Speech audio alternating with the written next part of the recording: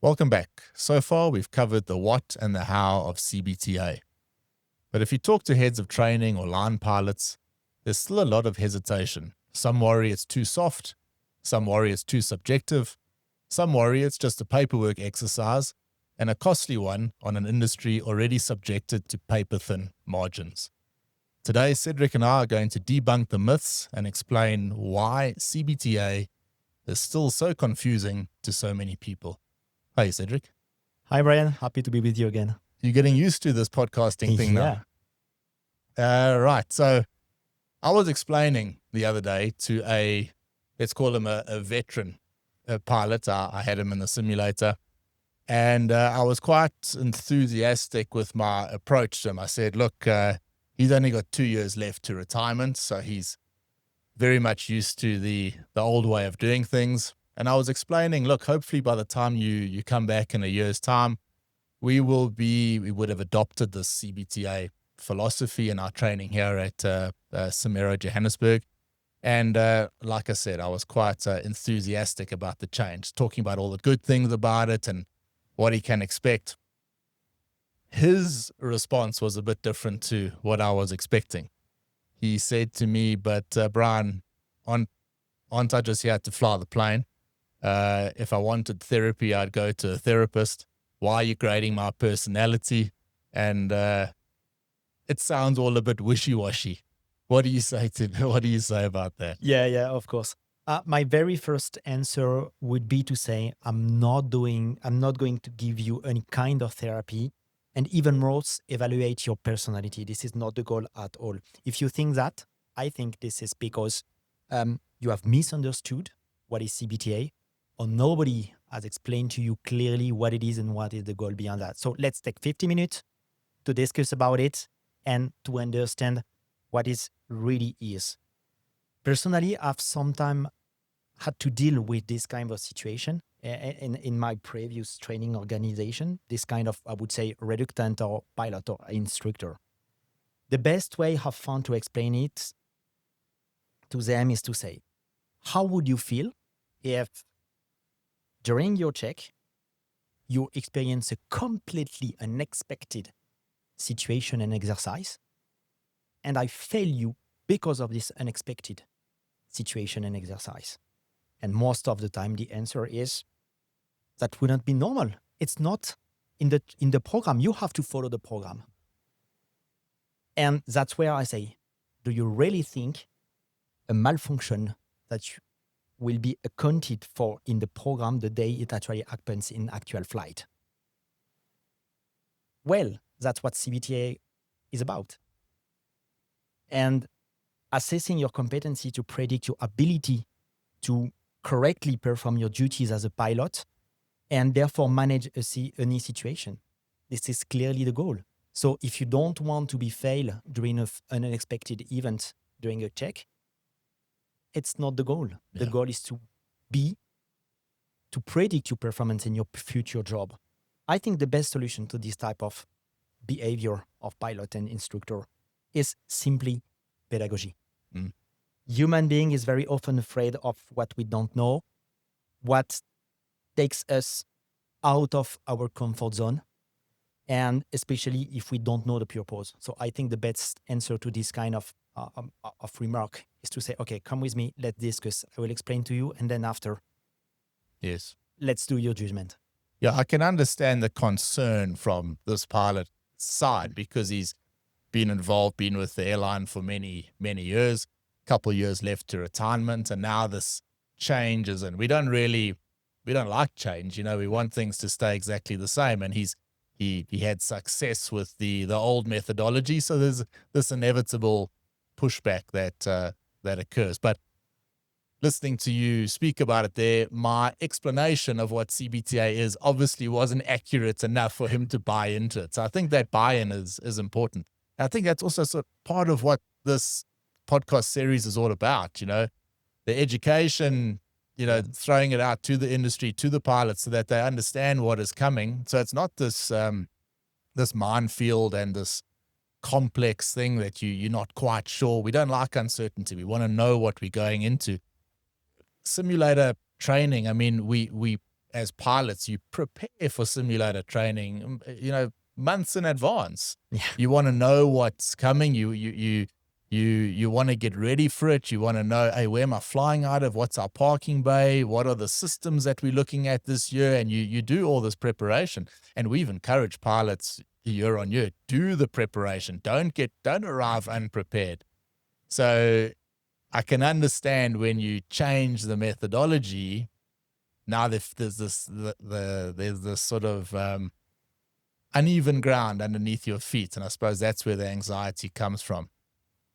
Is there a risk, Cédric, that by focusing so much on competencies, we're raising a generation of managers, but not the best handling skill pilots in the world? Before you jump into that, it's part of my briefing. I always say, look, we're going to do a whole bunch of these tasks today, but one of the elements that is so critical is managing an abnormal situation.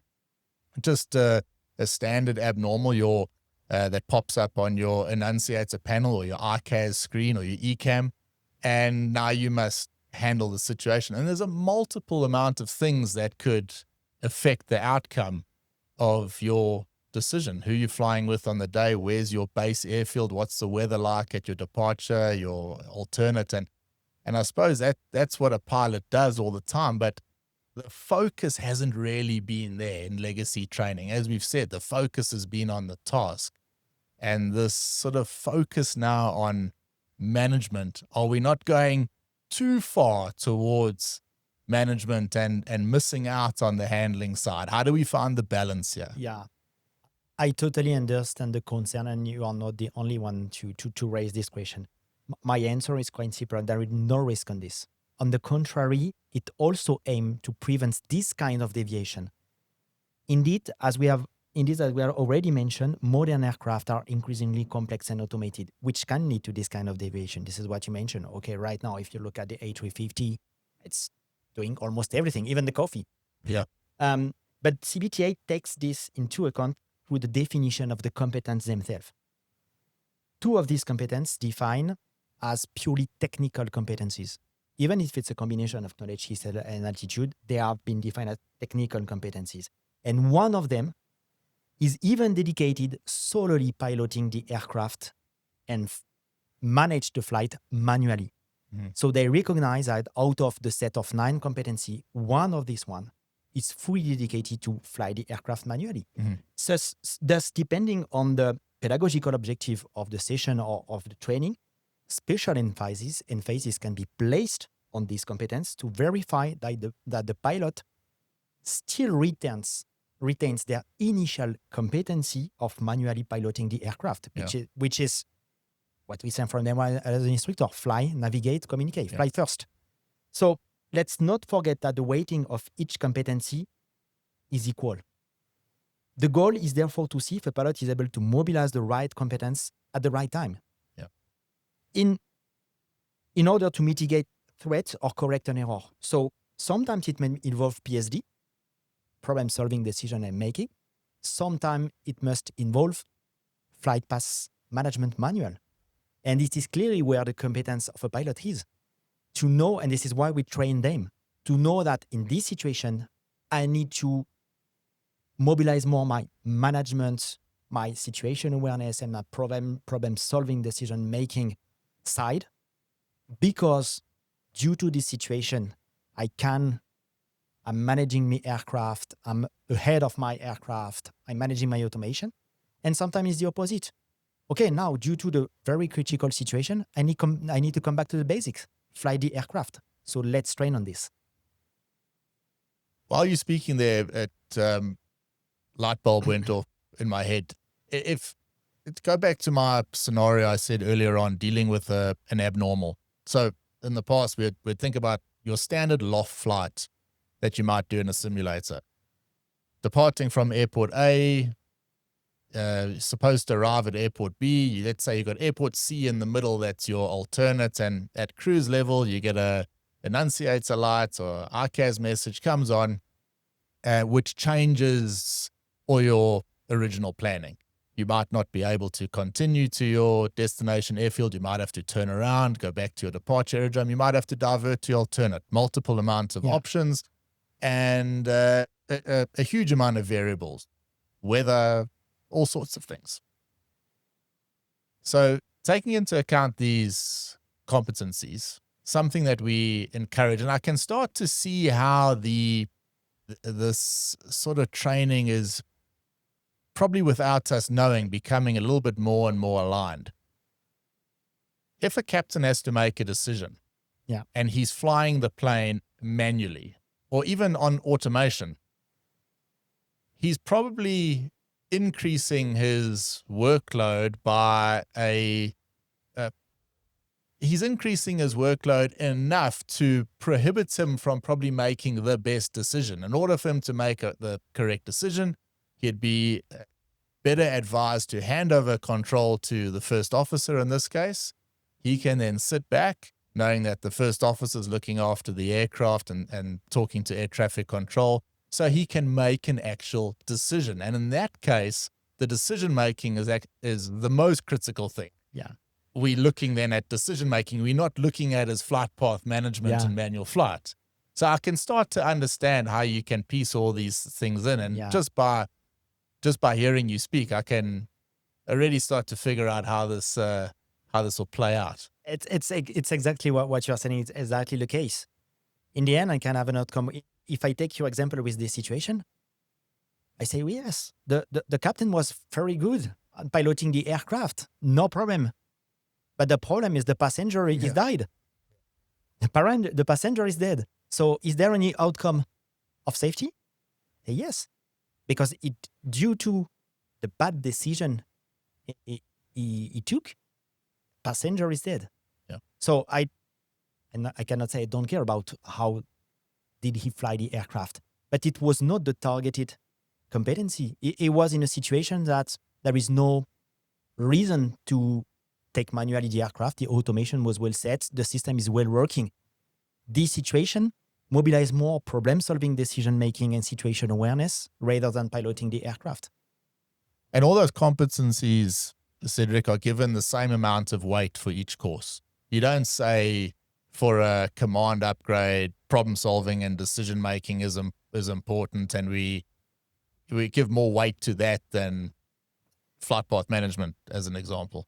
Yeah, this is where we can have a slight difference, meaning that during the session, the weight is the same.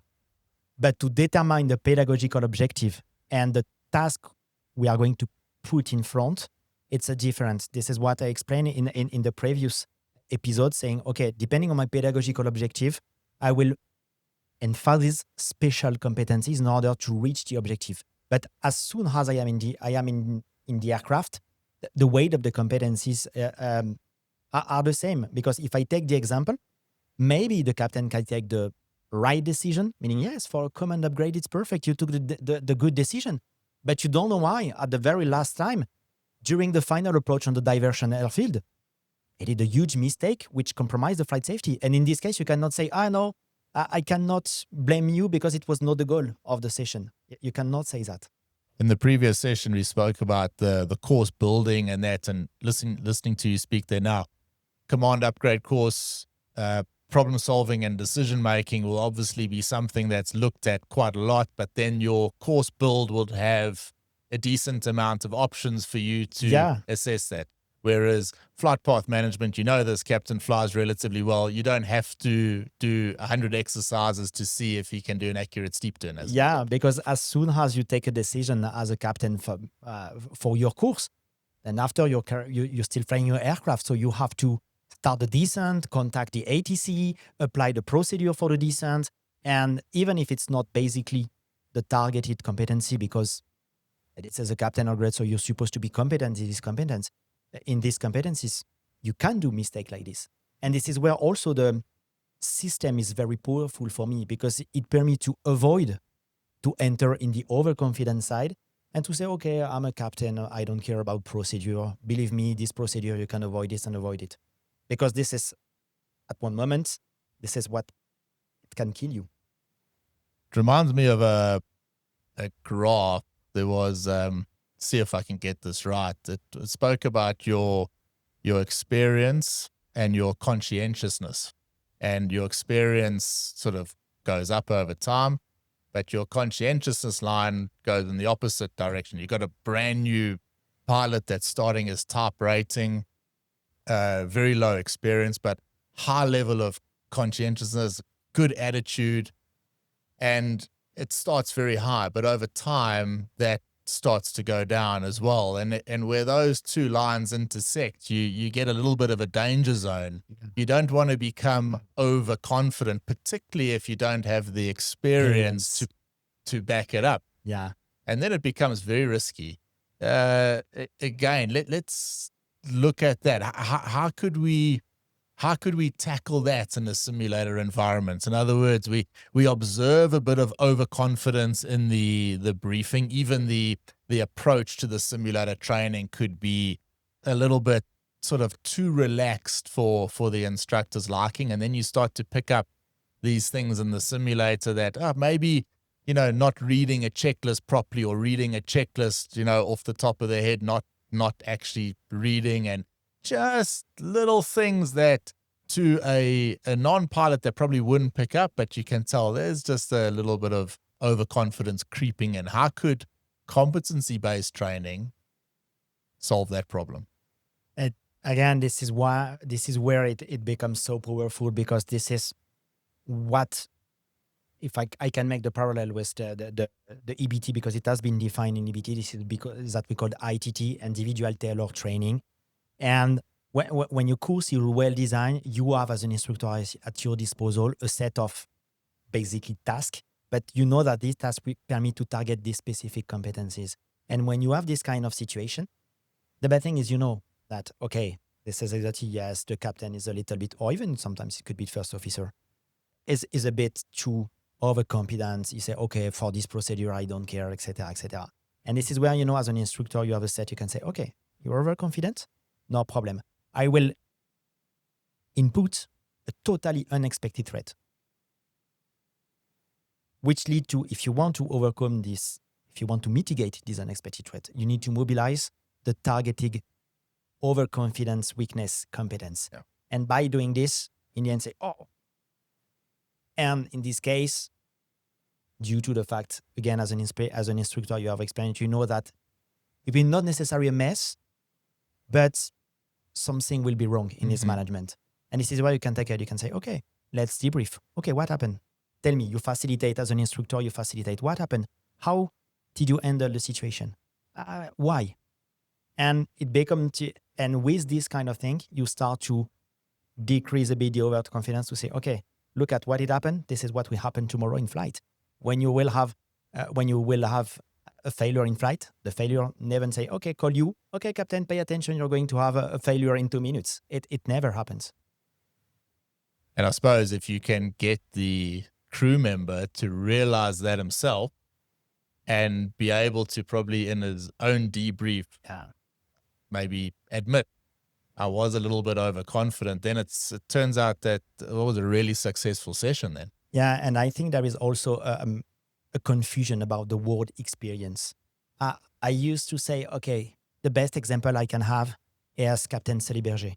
Say, okay, it's the perfect example. Right now is an example for everybody in aviation. I say, okay, is it experience or is it competence? And most say, okay, it's experience. I say, no, it's competence based on experience.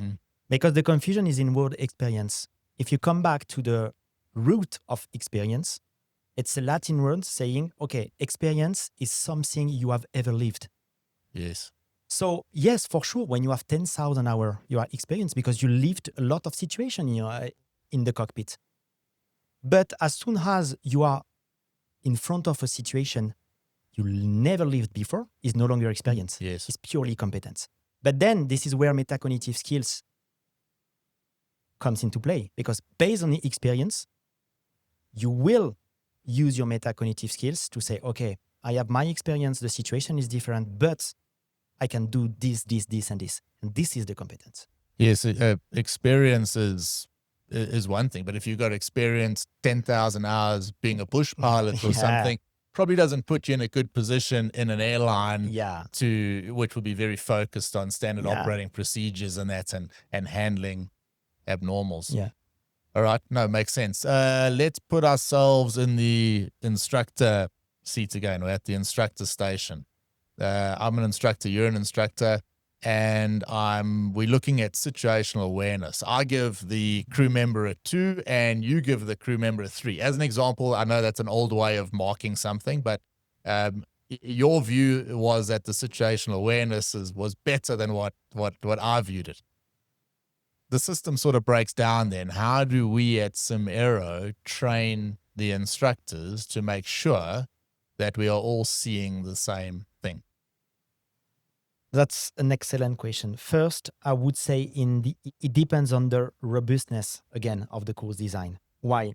As mentioned earlier, you're going to say I'm insist a lot of the course design, but as mentioned earlier, if the course design is not robust and clear, instructor won't have a point of comparison for observation and therefore an objective evaluation. This is a fundamental element. So necessary, you will have this kind of situation.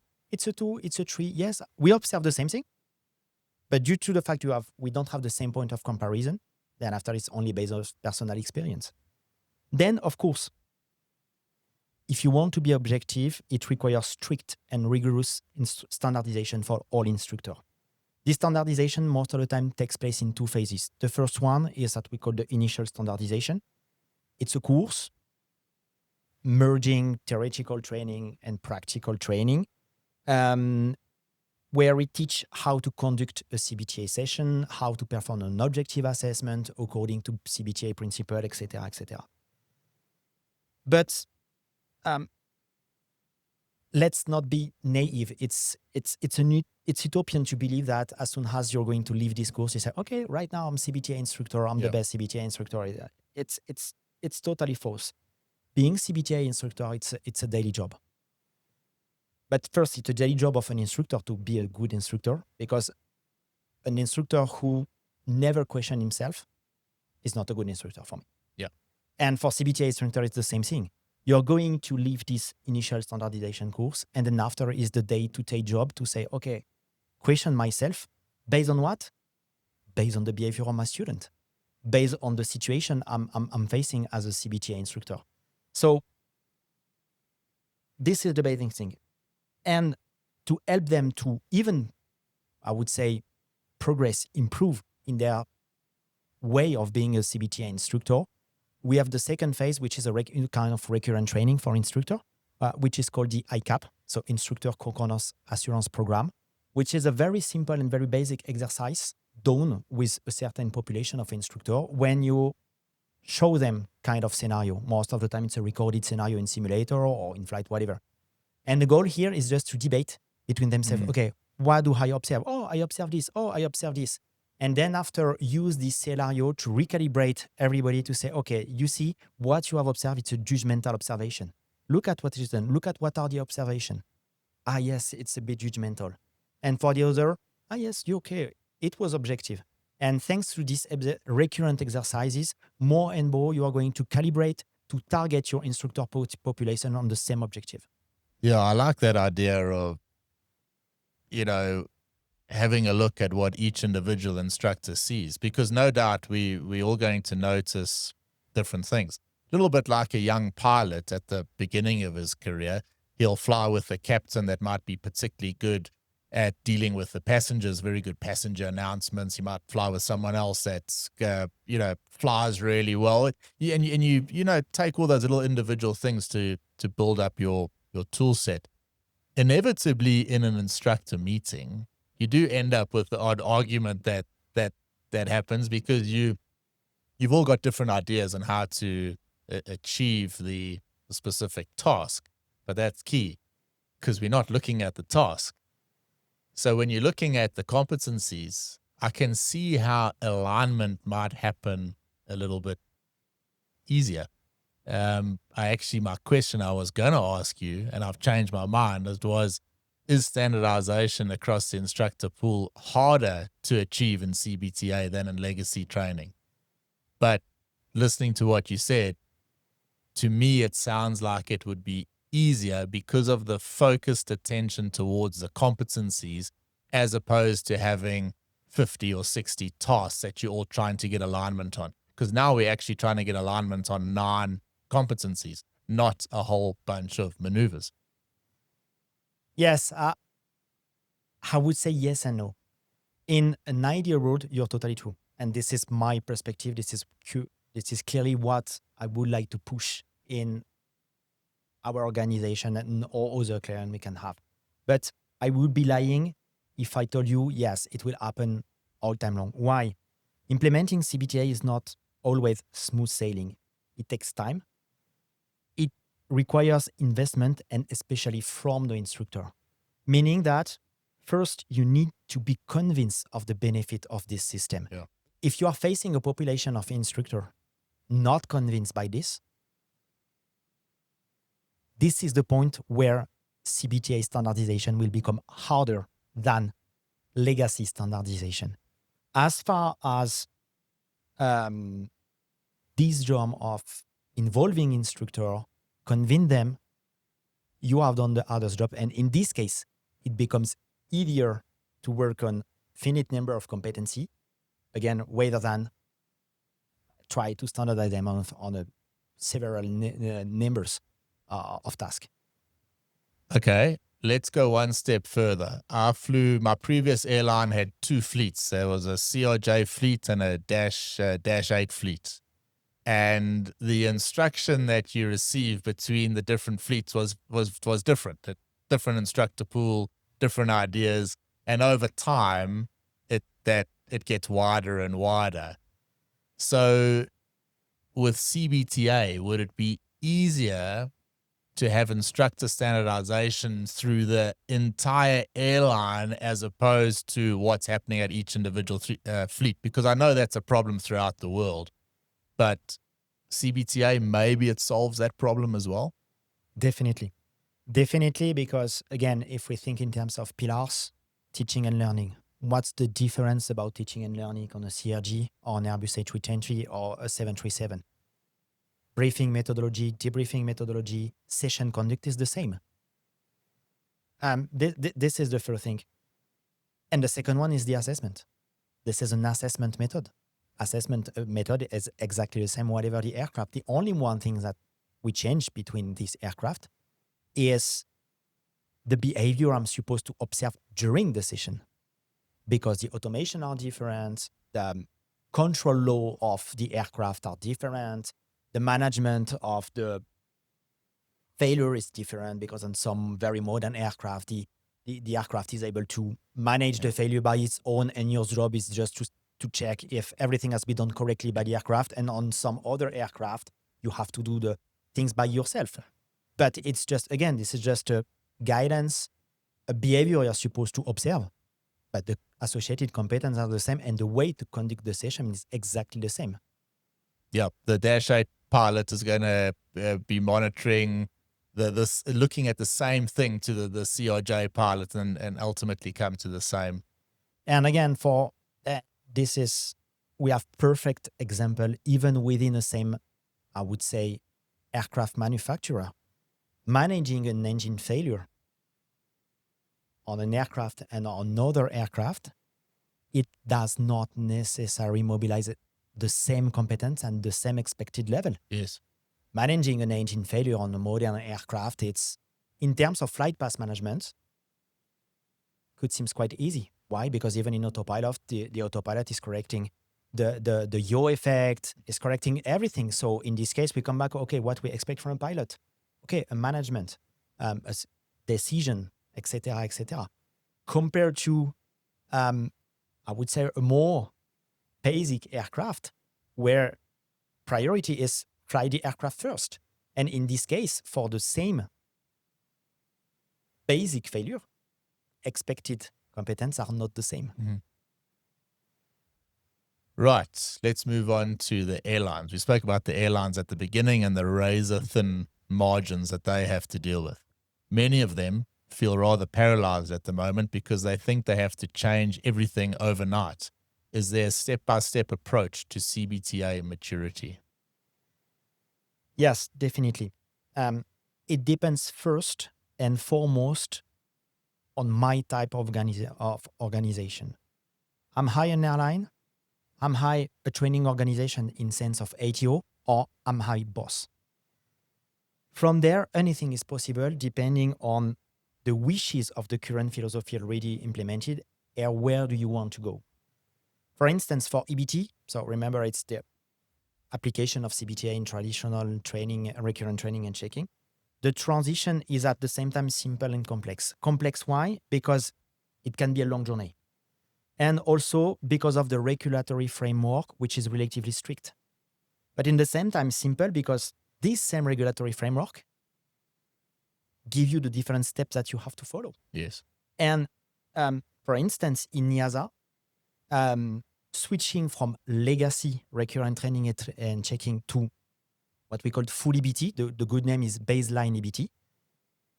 It's almost, I say almost because there are very slight possibility, but almost impossible. They force you to do a transition with mixed EBT before. So this is a step-by-step approach. And even, this is IASA, but even at IATA level, they highly recommend to switch from legacy to mixed EBT and then after to baseline EBT.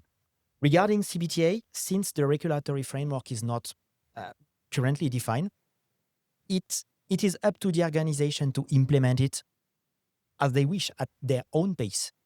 We can certainly consider initial providing information or standardization to instructor just for the instructor to be aware of, okay, what is a competence?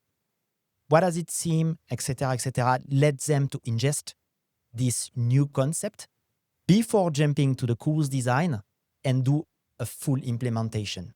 Okay. But last example, if okay, I am an airline, I'm already baseline approved, meaning that I am quite advanced in this kind of implementation, and can say, okay, my next step is just to implement the same thing in my ATO.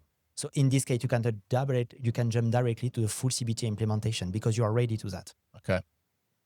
So this is, of course, our core business at Simaero. Airlines have a difficult job as it is. On-time performance, service bulletins, things going on around the world, closed airspace.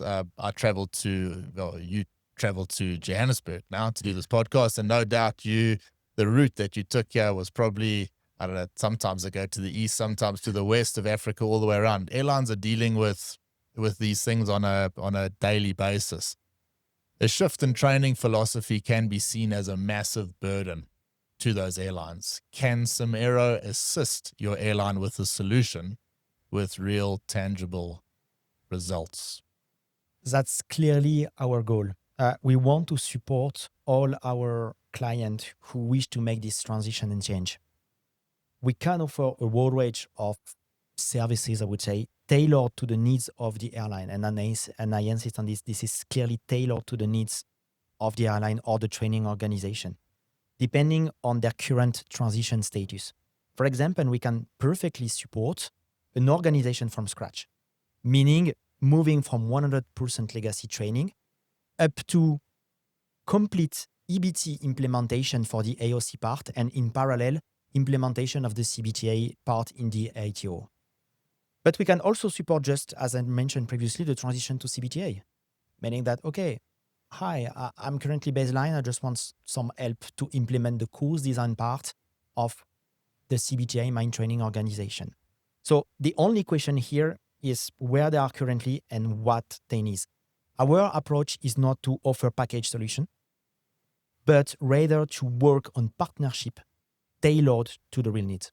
Yeah, package solution would be just too generic for something like this. And then it's almost the easy way out. Here's the package, take it. It's up to you. We actually want to work with the airline partner, as you say, and an airline's success is our success. The airlines need us for the training. We need the airlines to exist. We need the pilots to actually train. Cédric, very, very nicely done there. You broke it down beautifully. And just from my side, I've been with Simaero for many years now, and I'm so excited about this direction that we're going. We're taking CBTA training very, very seriously. It's going to play a big role in our company going forward. So get in touch with us. We're a phone call away, an email away, and no doubt you can contact any of us and we'll steer you in the right direction. We've got some very knowledgeable people in the company like yourself that are focusing on this subject, and that is your focus. You're focusing on this and this alone, and that's what's going to be key. It seems the confusion often comes from trying to apply old thinking to a new framework. The goal isn't to make training softer, but to make it more rigorous regarding the human factors that actually cause accidents. In the next episode, we're going to leave the classroom and jump into the simulator. We'll discuss what CBTA actually feels like from the crew and instructor perspective. I'm Bryan Rosevear with Cédric Coffignal. Join us in the next episode. Thank you, Bryan.